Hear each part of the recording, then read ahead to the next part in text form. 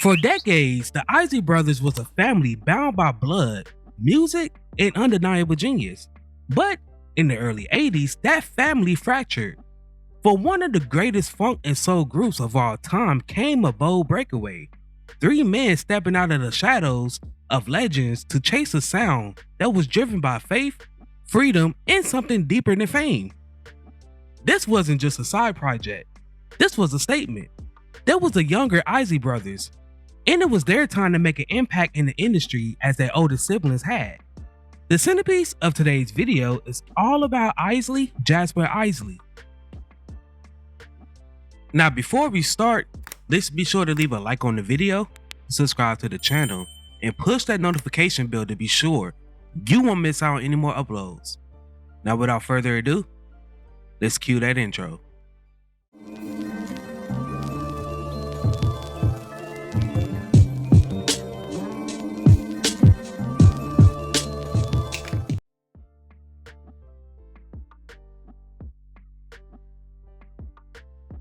By the late 70s, the Isley Brothers was untouchable. They had already survived multiple musical eras in gospel, doo-wop, MOTOWN soul, psychedelic rock, and funk, reinventing themselves again and again. With the addition of Ernie on guitar, Marvin on bass, and Chris on keyboards, the group entered its most evocative period. Albums like 3+3, The Heat Is On, and Go For Your Guns pushed the Isleys into superstardom. Chris Jasper, in particular, became the group's musical architect, arranging sounds, composing melodies, and expanding their sound with synthesizers and layered harmonies. But as the music evolved, so did the differences behind the scenes. Before officially joining the Isley Brothers, the younger siblings in their teenage years had a group of their own that was called the Jasmine Trio. They also worked on the Isley Brothers' earlier work before officially joining them.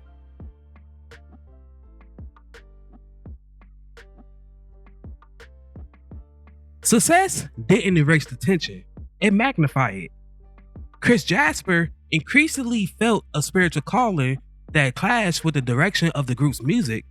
Ernie and Marvin, the younger brothers and creatively restless, they also wanted to do more. At the same time, business issues surfaced.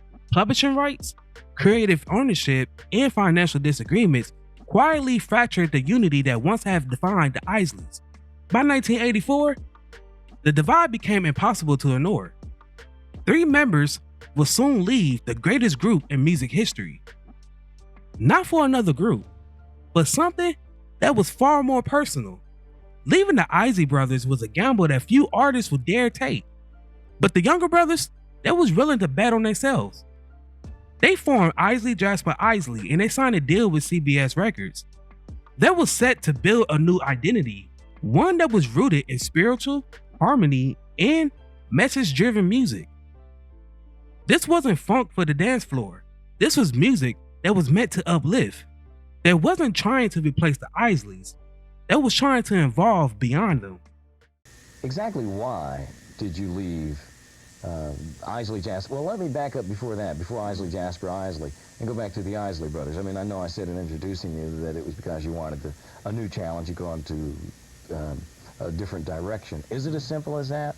Well, what I would assume that it took a lot of thinking to make a move like that, especially as hot as you guys were as a unit for so many years. Yeah, as the Isley Brothers. Yeah, it was basically musical differences within the group, and really between the older members and the younger members. That had been happening for a few years before that, you know, and like '84 was just a point where the three of us younger guys just said, well, we just want to, you know, pursue something else, you know, right now, and go in another direction, and we did. But that had been happening for a while. So was it because the music had changed and the older members were combination of music and personalities? You know? I see. You know, they're I think the youngest of the older guys is like 14 years older than me. You know, so there's, you know, of course, you know, personality differences and everything. Right. So yeah, there was like a big age difference between us too. Does it make it any harder or easier to go through something like this because you guys are all related. It makes it easier. I think if we weren't related, it would have been more difficult.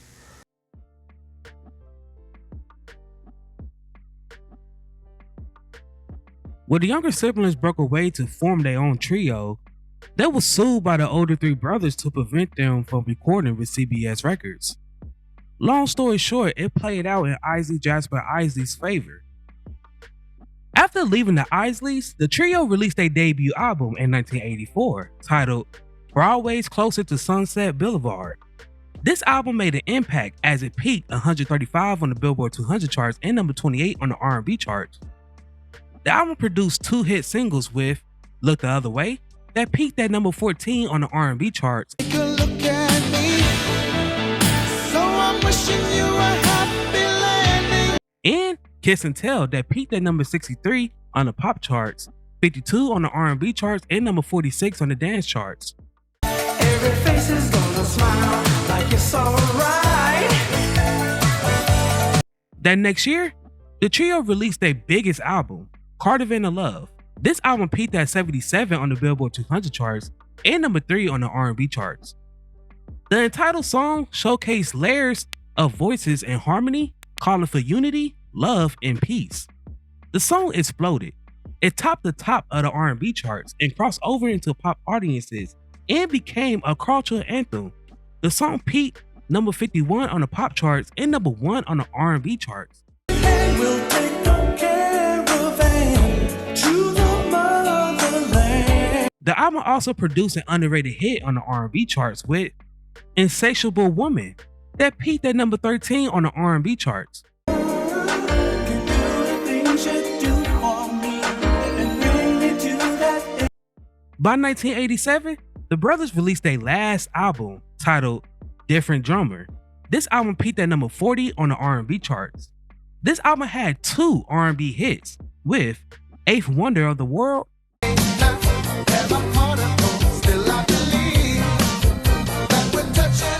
and Giving You Back the Love. I never felt this way before. Girl, you keep me wanting more. For a moment, Isley-Jasper-Isley wasn't just successful, that was prophylactic.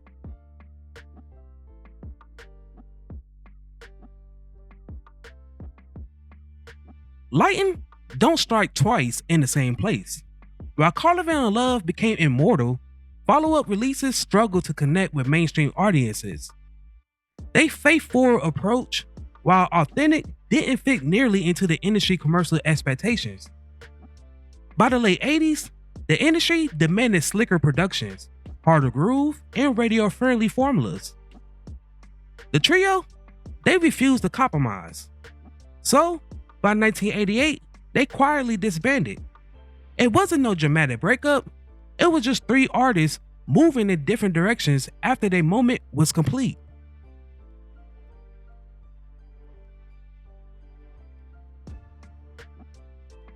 Chris Jasper leaned fully into gospel and faith-based music, releasing multiple solo albums and continuing to create spiritual-driven art. Now, for a deeper dive, I highly suggest you checking out my tribute video to Chris Jasper. Ernie, he returned to the Isley Brothers, re-establishing himself as one of the most respected guitarists in R&B history. Marvin also rejoined the Isleys, although health challenges later forced him into retirement. Again, for a deeper dive, I highly suggest you checking out my tribute videos to the whole Isley family. Isley-Jasper-Isley became a chapter, not a footnote in a much larger story. Today, their biggest hit, Cardigan of Love, stands as one of the most powerful songs that was ever created by the members of the Isley Brothers outside the group itself. Isley-Jasper-Isley may not have had a long run, but their impact was undeniable.